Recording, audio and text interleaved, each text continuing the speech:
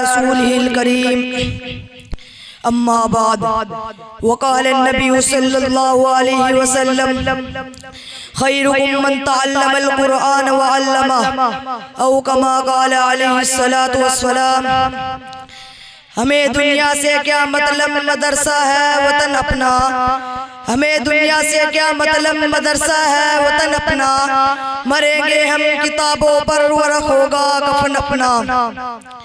محترم سامعین کرام، آج کی مجلس میں میں آپ حضرات کے روبرو مدرسے کی مختصر حقیقت کو بیان کرنا چاہتا ہوں.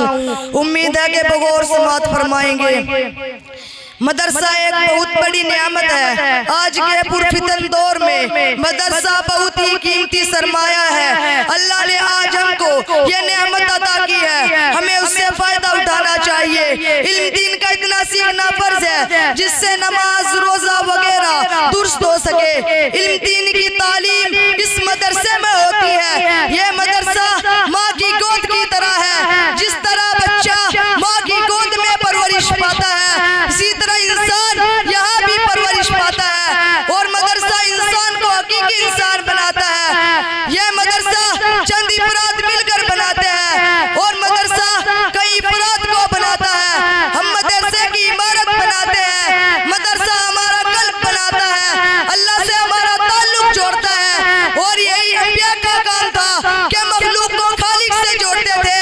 یہ مدارس بھی ہمیں اللہ سے جوڑتے ہیں. جس طرح انبیاء مخلوق کو خالق سے جوڑتے تھے، اسی طرح مدرسے ہمیں اللہ سے جوڑتے ہیں. لہٰذا ان مدرسوں کو نہ کوئی طاقت ہلا سکتی ہے اور نہ کوئی ان مدرسوں کو توڑ سکتا ہے. محترم بزرگوں اور دوستوں، یہی وجہ ہے کہ آج مدارس کا جال ہر اطراف و اکناف میں پھیلا ہوا ہے، جبکہ حکومت رات دن ان اداروں کو مٹانے اور ختم کرنے کی کوشش کر رہی ہے. لیکن ان اداروں کا نظام ایسی ذات عالی کے قبضے میں ہے جس کو نہ کوئی بگاڑ سکا ہے اور نہ کوئی بگاڑ سکے گا انشاءاللہ تعالی. اب اس کے متعلق سرور دو عالم صلی اللہ علیہ وسلم کی زبان فیض ترجمان سے سنے کیا فرماتے ہیں. حضرت انس حضور صلی اللہ علیہ وسلم کا ارشاد نقل کرتے ہیں کہ اگر دنیا میں ان لوگوں کو دیکھنا چاہتے ہو جن کو اللہ نے جہنم کی آگ سے آزاد کر دیا، تو طلبہ علم دین کو دیکھو جو بہتا جو طالب علم صرف علم حاصل کرنے کی نیت سے کسی عالم کے دروازے پر جاتا ہے، اس کو ہر قدم پر 1 سال کی عبادت کا ثواب ملتا ہے. اس کے لیے جنت میں ایک شہر بنا دیا جاتا ہے. جہاں جہاں اس کے قدم پڑتے ہیں وہ زمین اس کے لیے استغفار کرتی ہے.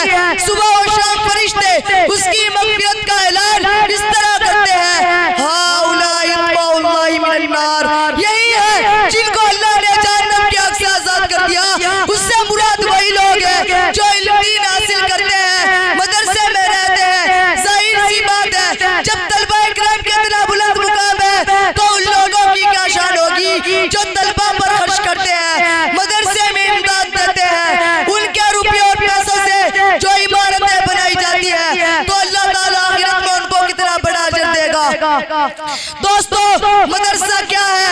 مدرسے میں قرآن ہے جو اللہ کی کتاب ہے، انقلابی کتاب ہے جس نے دنیا کی کایا پلٹ دی، ہلچل مچا دی. سب سے پہلے قرآن نے آ کر کہا کہ جو بندے خدا سے ٹوٹ چکے تھے انہیں آ کر خدا سے جوڑا، اور فرمایا کہ تم تعلق کو توڑتے ہو لیکن خدا نہیں توڑتا. چنانچہ اگر خالق کا مخلوق سے تعلق نہ ہوتا تو قرآن نہ بھیجتا. قرآن نے بھٹکے ہوئے لوگوں کو راہ دکھائی، زمانے کو غیر القرون بنا دیا اور قیامت تک آنے والوں کے لیے مشعل راہ بن گیا. قرآن کریم کا اتنا بڑا احسان ہے کہ حضور صلی اللہ علیہ وسلم کو محمد بن عبداللہ سے محمد رسول اللہ اور خاتم النبیین بنا دیا. بہرحال ادارے کا مدار طالب علم اور مدرس پر موقوف ہے، تعمیر سے اونچائی نہیں آتی.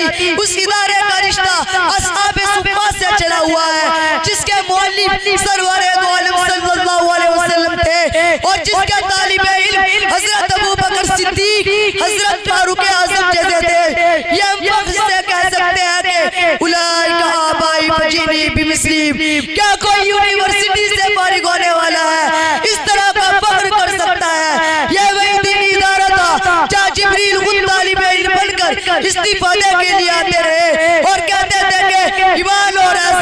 چیز ہے، قیامت کب آئے گی، اس سے قیامت کب آئے گی۔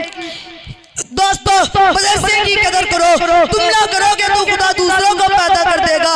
حضور صلی اللہ علیہ وسلم کی توجہ اور دعا ساتھ ہے، لہذا اس کی قدر کرو اور اس سے تعلق جوڑو۔ اللہ تعالیٰ ہمیں دینی اداروں کی قدردانی کی توفیق عطا فرمائے۔